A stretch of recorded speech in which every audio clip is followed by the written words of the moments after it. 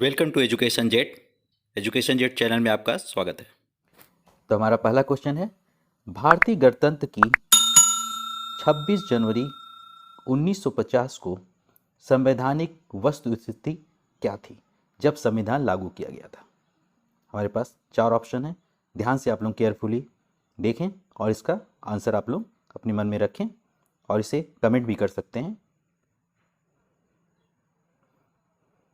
तो इसका जो राइट आंसर होगा ये हमारा है संपूर्ण प्रभुत्व संपन्न लोकतंत्रात्मक गणराज्य। 26 जनवरी 1950 को भारतीय गणतंत्र की संवैधानिक वस्तुस्थिति रियलिटी क्या थी? भारतीय संविधान की उद्देशिका के अनुसार संपूर्ण प्रभुत्व संपन्न लोकतंत्रात्मक गणराज्य की थी। ठीक है, अब हम लोग नेक्स्ट क्वेश्चन देखते हैं। संविधान में हमारे राष्ट्र का उल्लेख किन नामों से किया गया है? हमारे पास चार ऑप्शन है, भारत, हिंदुस्तान तथा इंडिया, हिंदुस्तान तथा इंडिया, भारत तथा इंडिया, केवल भारत। जिसका राइट आंसर है भारत तथा इंडिया। संविधान में हमारे राष्ट्र का उल्लेख दो नामों भारत तथा इंडिया के रूप में किया गया है। किसमें किया गया? अनुच्छेद 1, ठीक है, के अनुसार भारत अर्थात इंडिया राज्यों का संघ होगा। इंडिया जो होगा एक राज्यों का संघ होगा। ठीक है, shall be union of states. भारतीय संघवाद को सहकारी संघवाद किसने कहा था? हमारे पास चार ऑप्शन है, केसी होयर, सर आइवर जेनिंग्स, जी ऑस्टिन, डी बसु। जिसका राइट आंसर है जी ऑस्टिन। जी ऑस्टिन एक अमेरिकी इतिहासकार थे। इन्होंने भारतीय संघवाद को सहकारी संघवाद, ठीक है, कोऑपरेटिव फेडरलिज्म कहा था। ठीक है, केसी वियर जो थे के अनुसार भारतीय संविधान एक अर्ध परिसंघी, ठीक है, कोसी फेडरल था, संविधान था। ठीक है, भारतीय संविधान में उद्देशिका का विचार संयुक्त राज्य अमेरिका से आया। ये भी इंपॉर्टेंट क्वेश्चन है। तो आप एक ही क्वेश्चन में बहुत सारे क्वेश्चंस आपको मिल जाएंगे। संविधान से तथा उसकी भाषा कहां से ली गई है? ऑस्ट्रेलिया से ली गई है। ठीक, नेक्स्ट क्वेश्चन, हम भारत के लोग शब्दों का प्रयोग संविधान में कहां किया गया है? फर्स्ट ऑप्शन है मौलिक अधिकार, नागरिकता, संविधान की प्रस्तावना, राज्य के नीति निर्देशक तत्व। जो इसका राइट आंसर है संविधान की प्रस्तावना में। भारतीय संविधान की प्रस्तावना का प्रारंभ हम भारत के लोग शब्दों से प्रारंभ होता है। इसका अर्थ है कि संविधान का मूल स्रोत भारत की जनता है तथा वही समस्त शक्तियों का भी केंद्र है। ठीक है, और वह किसी बाह्य सत्ता के अधीन नहीं है। ठीक है, बहुत ही इंपॉर्टेंट है। नेक्स्ट क्वेश्चन, निम्नलिखित शब्दों में से कौन सा शब्द सन 1975 में भारतीय संविधान की प्रस्तावना में सम्मिलित नहीं था? पहला ऑप्शन है बंधुत्व, समानता, अखंडता, संप्रभुता। जो इसका राइट आंसर है अखंडता। ठीक है, अब देखते हैं भारतीय संविधान की प्रस्तावना में समाजवादी, पंथनिरपेक्ष और अखंडता शब्दों को 42वें संविधान संशोधन अधिनियम 1976 द्वारा जोड़ा गया है। इसके द्वारा भारतीय संविधान में व्यापक परिवर्तन किया गया।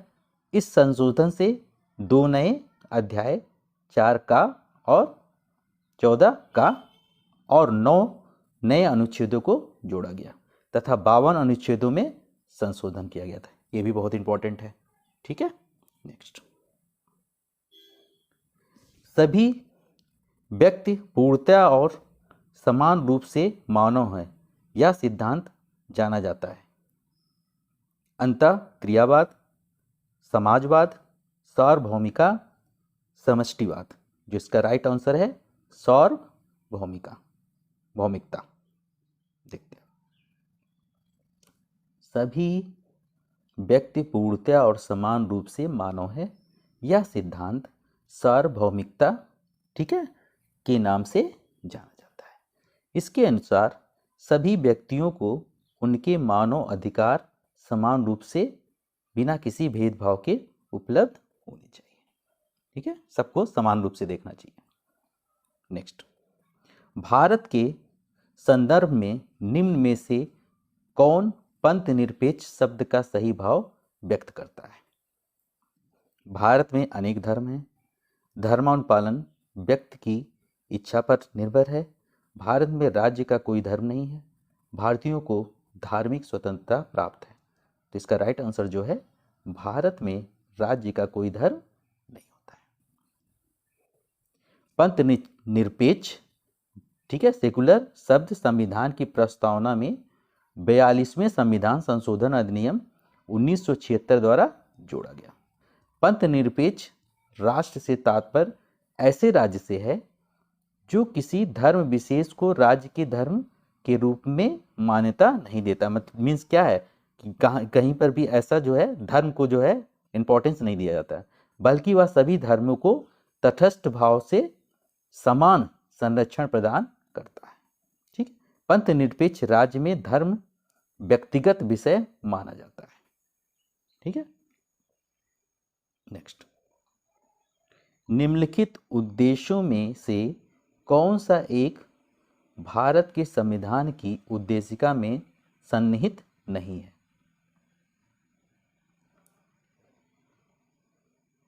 प्रिवी पर्स विवाद, एके गोपालन विवाद, केशवानंद भारती विवाद, बेरुवादी विवाद। जिसका राइट आंसर है केशवानंद भारती विवाद। वर्ष 1960 में बेरुवादी संघ मामले में यह प्रश्न उठाया गया कि प्रस्तावना संविधान का भाग है या नहीं है।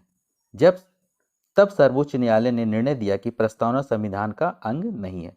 लेकिन सर्वोच्च न्यायालय ने यह निर्णय केशवानंद भारती बनाम केरल राज्य 1973 में बदल दिया और कहा कि प्रस्तावना संविधान का भाग है। इसमें संशोधन हो सकता है, लेकिन संसद संविधान के मूल ढांचे का उल्लंघन किए बिना ही संशोधन कर सकती है। भारतीय जीवन बीमा निगम मामले 1995 में भी सर्वोच्च न्यायालय ने माना कि प्रस्तावना संविधान का अंग है। ठीक है, तो केशवानंद भारती विवाद। नेक्स्ट, संविधान के प्रथम अनुच्छेद के अनुसार भारत है राज्यों का परिसंघ, राज्यों का संकुल, राज्यों का समूह, राज्यों का संघ। राइट आंसर इसका क्या है? राज्यों का संघ।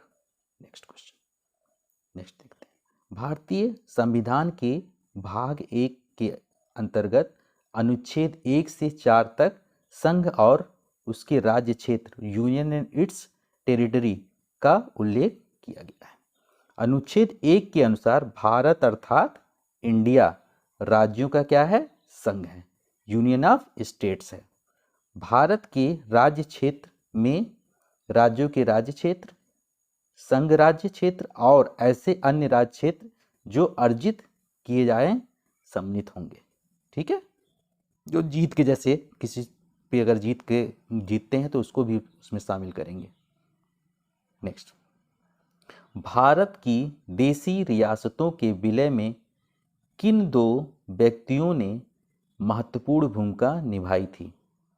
पहला, सरदार पटेल तथा के.एम. मुंशी, सरदार पटेल तथा डॉक्टर राजेंद्र प्रसाद, सरदार पटेल तथा वी.पी. मेनन, सरदार पटेल तथा जवाहरलाल नेहरू। राइट आंसर क्या है इसका?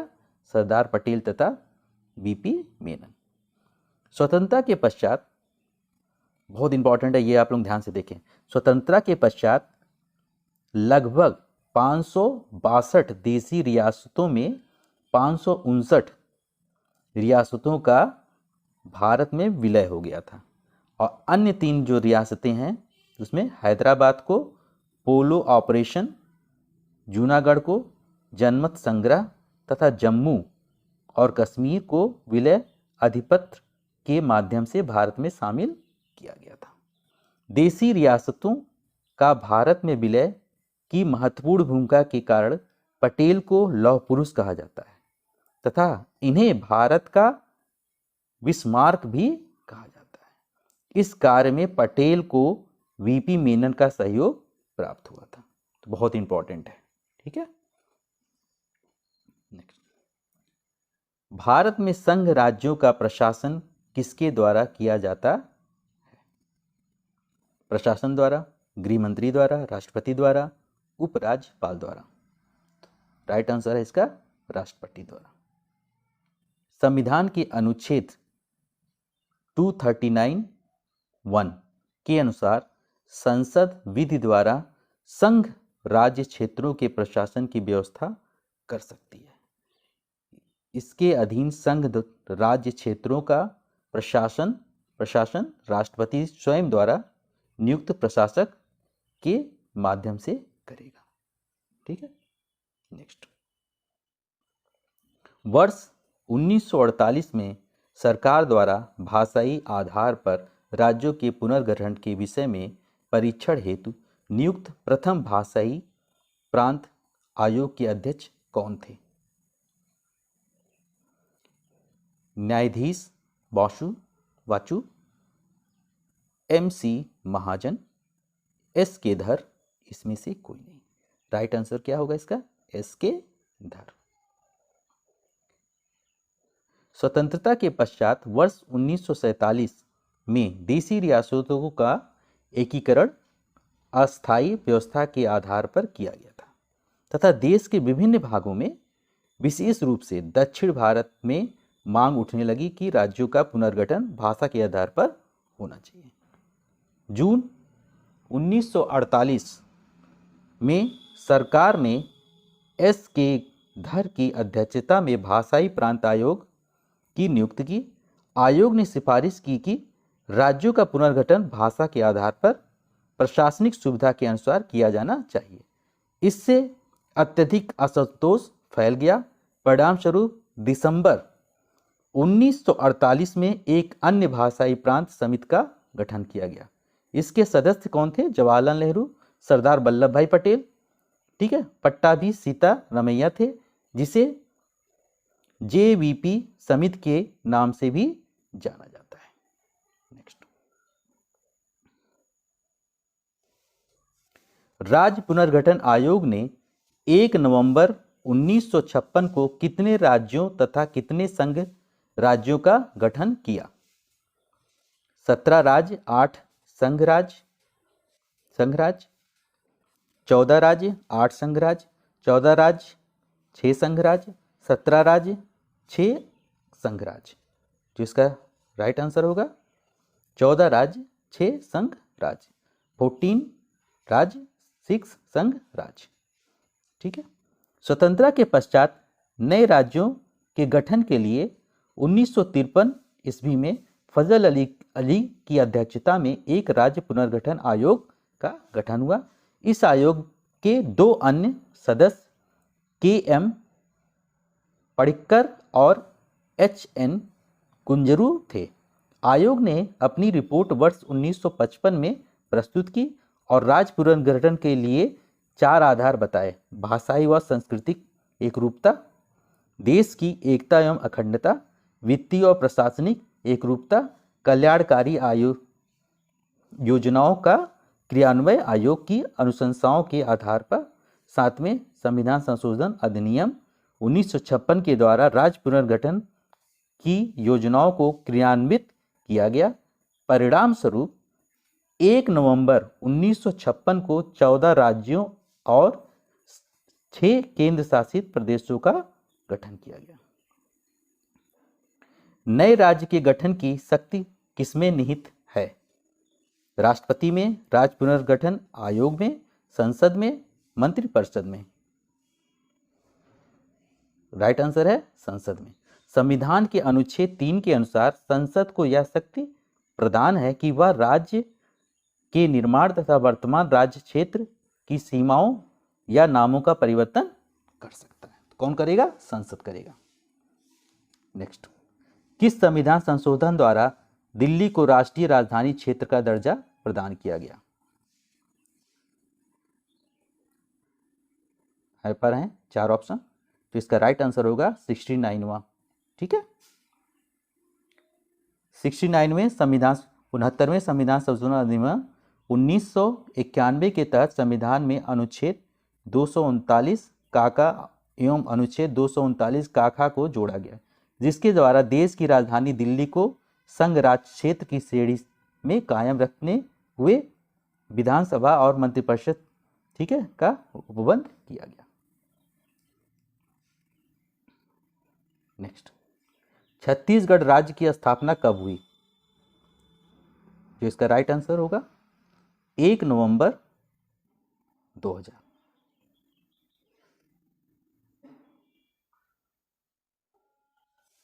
यदि भारतीय संघ में एक नए राज्य का सृजन किया जाना है तो संविधान की किस अनुसूची में संशोधन करना आवश्यक होगा? राइट आंसर है इसका प्रथम अनुसूची। नेक्स्ट, निम्नलिखित में से कौन एक भारत संघ का सहयोगी राज्य था जिसे बाद में भारतीय संघ का पूर्ण राज्य बनाया गया? राइट आंसर है सिक्किम।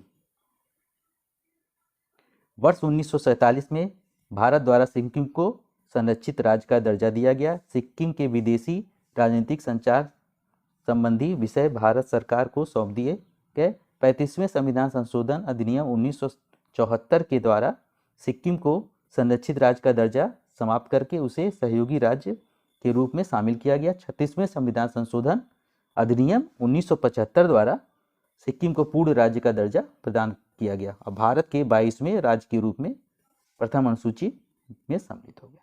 नेक्स्ट, एक नए राज्य बनाने में संवैधानिक संशोधन के लिए किस प्रकार का बहुमत चाहिए? राइट आंसर है साधारण।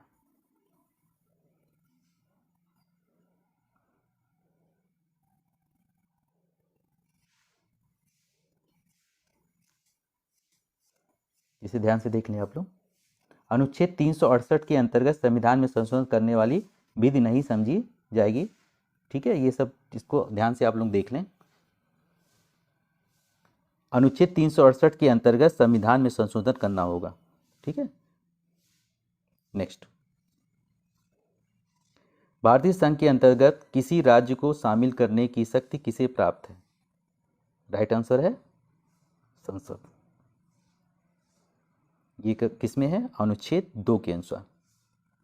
ठीक है, thanks for watching this video. Channel को लाइक और सब्सक्राइब करें ताकि मैं इसी तरीके से आपके लिए वीडियोस लेकर आता रहूं।